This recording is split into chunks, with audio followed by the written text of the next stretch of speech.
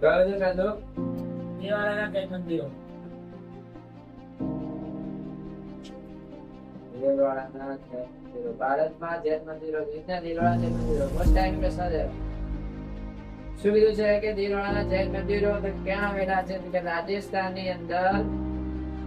શું કીધું છે કે રાજસ્થાનની અંદર આબુ પર્વત પર આવેલા છે. બરાબર. એમ પૂછવામાં આવે કે દેલવાડાના જૈન મંદિરો ક્યાં આવેલા છે? ક્યાં આવેલા છે? એટલે કરશો આબુ પર્વત. બરાબર. આ તો આવડવું જોઈએ. મોસ્ટ ટાઈમ પ્રશ્ન છે કે દેલવાડાના જૈન મંદિરો ક્યાં આવેલા છે? તો કે દેલવાડા જૈન મંદિરો, આ મંદિરો કલા કારીગરીની દ્રષ્ટિએ આંતરરાષ્ટ્રીય ખ્યાતિ શું ધરાવે છે? તો કે આંતરરાષ્ટ્રીય પશ્ચિમ ભારતમાં જૈન મંદિરો આવેલા છે અને આ મંદિરો કલાકારીની દ્રષ્ટિએ કયા દ્રષ્ટિએ કલાકારીની દ્રષ્ટિએ સૌથી વધારે સરળ છે, ફરીથી ધરાવે છે. આ મંદિરો આજે પણ દેશ વિદેશના પ્રવાસીઓ માટે આકર્ષણ રૂપે હવે પૂછાય કે કયા મંદિરો છે જે દેશ વિદેશો માટે આકર્ષણનું કેન્દ્ર બને છે? તો દેલવાડાના જૈન મંદિરો છે. આવડે? પછી આ મંદિરો પછી તેમાં ગુજરાતના મંત્રી વિમલ સાહેબ. હવે કોણે બંધાવ્યું તો દેલવાડાના જૈન મંદિરો?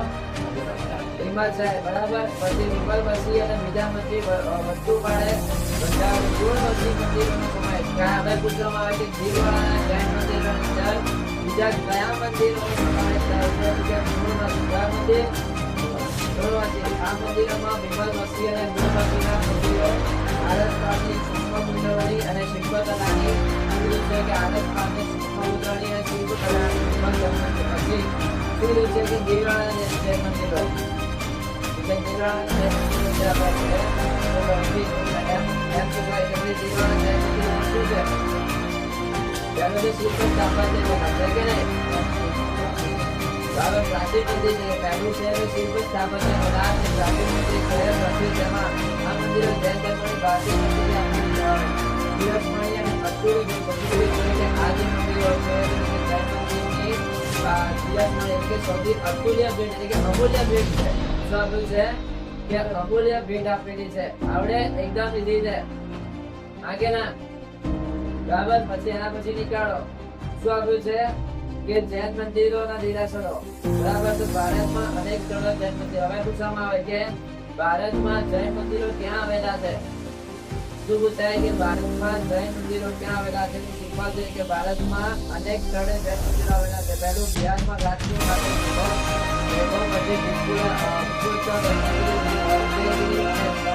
નામના 5 કયા કયા મંદિરોમાં આવે છે? ભારતમાં સૌથી પ્રખ્યાત મંદિરો છે. હવે પછી શું છે કે બિહારમાં તમે સુગરજી મધુવન કહેવાય છે. ભગવાન મંદિરે શું છે? અગિયારમી ભગવાન સુરત છે. આદિનાથ શ્રી સુરત અમદાવાદ ગુજરાતના 20 માતા હતા. અહીં અભિનંદન મંદિર અને પાછળના મંદિર ગુજરાતના અને બાબરના મંદિરો આવેલા છે.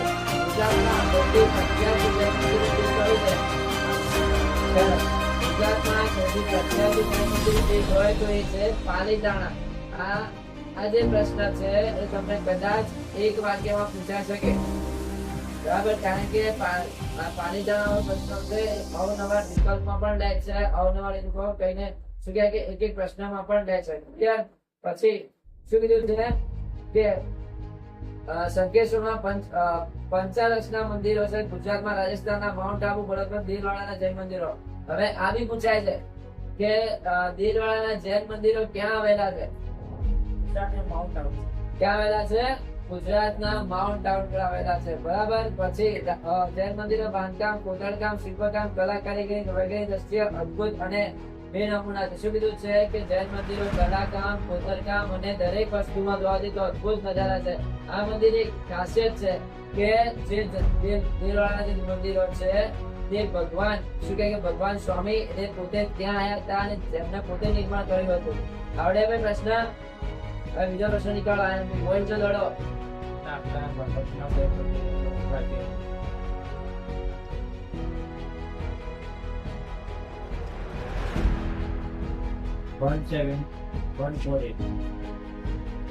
1 સરસ ભારતની સંસ્કૃતિમાં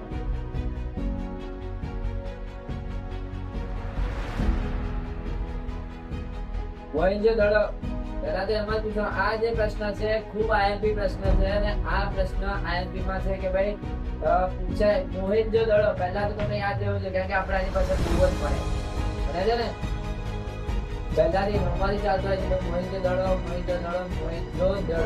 બરાબર હવે શું કીધું છે કે મોહેંજો-દડોના સ્નાનાગર જાહેર મકાનોની માહિતી આપવામાં પૂછવામાં આવે તમને કે મોહેંજો-દડોના જાહેર સ્નાનાગર અને તેના મકાનની માહિતી આપો તો તેના જાહેર સ્નાનાગર કેવા હતા અને પૂર્વ ગટર યોજના કેવી હતી એના દરવાજા કેવા હતા કે સીધા હતા આવડે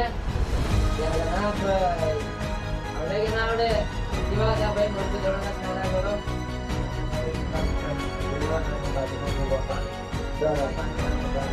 જો આપણે હતું કે હડપ્પી સંસ્કૃતિમાં લોકોએ જાહેર સ્નાનાગર બંધાવ્યા સ્નાનાગરમાં સ્વચ્છ પાણી દાખલ કરવા માટે અને ગંદા પાણીને બહાર કાઢવાની વ્યવસ્થા શું કીધું હતું કે સ્નાનાગરની અંદર સ્વચ્છ પાણી એટલે કે જે શુદ્ધ પાણી આપણે પીવાનું પાણી જો છે ને એ પાણી શું હતું કે એ પાણીને દાખલ કરવા માટે અને ગંદા પાણીને બહાર કાઢવા માટે સ્નાનાગરો હતા પછી શું આપણું છે કે સ્નાનાગરમાં ગરમ પાણીની વ્યવસ્થા હોવાની મળે છે શું હતું કે સ્નાનાગરમાં ગરમ પાણીની હોવાની વ્યવસ્થા બનાય છે બધી બીજી વસ્તુ સ્નાનાગરની જાળીવાળી કપડાં બદલવા માટે જરૂરી હોય છે બરાબર જેવા આપણે કહીએ ને તો એ મોકળા જાય બહાર જાઓ બરાબર કે પુરુષ મારી તમે ક્યાંયમાં જાઓ તમને કંઈક બદલવા જગ્યા ના મળે તો શું કે રૂમમાં હતા એ ટાઈમે બરાબર હવે શું કીધું છે કે ધાર્મિક પ્રસંગો જાહેર ઉત્સવોને લોકો સમૂહ સ્નાન કરી શકે એ આશયથી આવું સ્નાનાગર બાંધવામાં આવ્યું શું કીધું હતું કે ભાઈ સમૂહ સ્નાન એટલે શું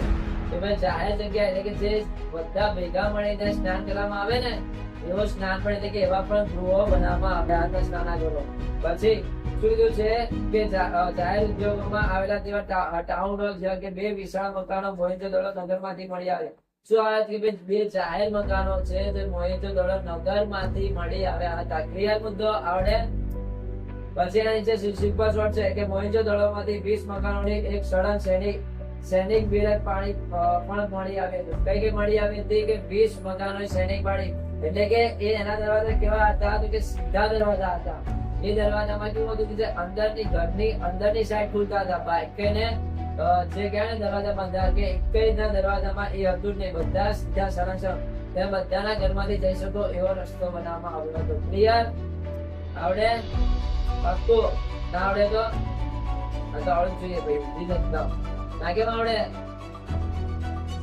તું ભાઈ આ સમાજમાં પૂર્ણ કરતો ભાઈ બધા તો કરી રહ્યો હતો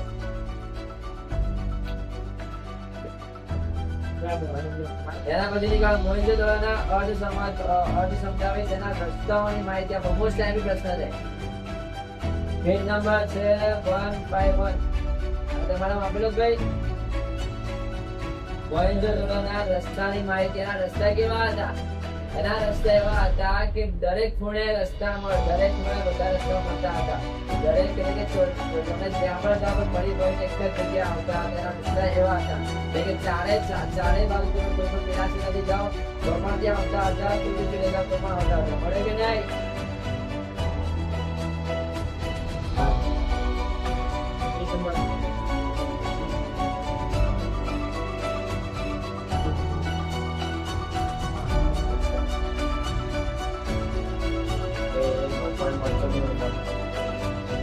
કેટલા પડ્યા હતા 9.25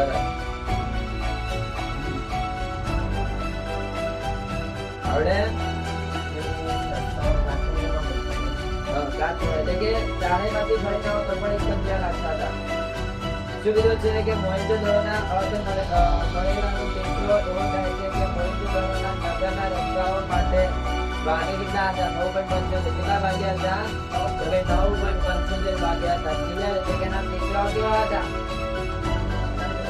બરાબર પછી શું કીધું છે કે નાના મોટા હતા પછી બીજી વસ્તુ કે નાના રસ્તાઓ મોટા રસ્તાઓને કાપીને મળતા ને એટલે એક જ ખૂણે કે ફરી ફરીને આપી દો હવે 4 રસ્તાથી પાર કરીને એક જ વસ્તુ સીધા મળતા હતા કે કારણ કે એ રસ્તા જેમ સર્કલ કરીએ ને સર્કલ માઇન્ડ ત્યાં તમે ગાંધીનગર આવજો બરાબર ગાંધીનગર અહીંયા બે રસ્તાઓ છે. એક તો બધી ઇન્સ્ટ્રક્શન કરાવી હોય તો બરાબર કે આ તો થયા કે આપણે પાછા કેમ આવ્યા? તો એ જ એવા જ રસ્તાઓ મોહિતથી દોરવામાં હતા. બરાબર? પછી શું કીધું છે કે નાના રસ્તાઓની બાજુમાં ચોક્કસ અંતરે આવેલા એક સરખા ખાડા રાત્રિ પ્રકાશ માટે વપરાતા થાંભલાઓના અવશેષો છે. એ વિચારનો એ સમય જ્યારે મોહેંજો-દડોમાં જ્યારે શહેર હતું ત્યારે એ શહેર સૌથી ધરકનું છે ને તો કે આપણે એ શહેર મસાલા એટલે કે મરી મસાલા માટે જાણીતું વેપાર માટે જાણીતું હતું.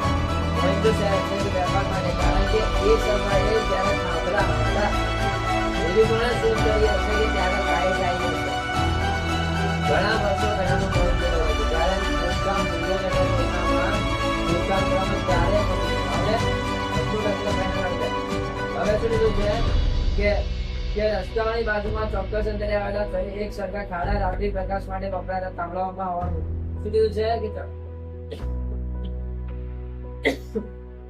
પછી કે રાજમાર્ગના પહોળા અને સીધા હતા તેમાં ક્યાંય વળાંકો આવતા નહીં. શું કીધું હતું કે રાજમાર્ગ એટલે કે એના રાજ્યના માર્ગો કેવા હતા તો એકદમ સીધા અને પહોળા હતા. કેવા હતા ભાઈ? સીધા અને પહોળા હતા. પછી બીજી વસ્તુ છે કે બે મુખ્ય રાજમાર્ગોના એક રાજમાર્ગ ઉત્તરથી દક્ષિણ અને બીજા રાજમાર્ગ પૂર્વથી પશ્ચિમ જતો હતો. એમ પૂછવામાં આવ્યું કે બે મુખ્ય રાજમાર્ગ કેવા ક્યાંથી ક્યાં જતા હતા? પહેલો સાંભળો, પહેલો રાજમાર્ગ હતો જે ઉત્તરથી દક્ષિણ જતો હતો અને બીજો હતો જે પૂર્વથી પશ્ચિમ એટલે કે આ દિશાથી આ દિશામાં અને બીજો આ દિશામાંથી આ દિશામાં જતો હતો. આવડે? હા, એટલે કાટખૂણો થયા ને આખા. આવડે? પછી શું કીધું છે ખરેખર મોહેંજો-દડોના રસ્તાઓ આધુનિક ઢબના અને સુવિધા વાળા હતા. કેવા હતા? આવડે? આપણે આઈએમપી નીકાળો ભાઈ. ચલો બોલો તો પ્રિન્સ હવે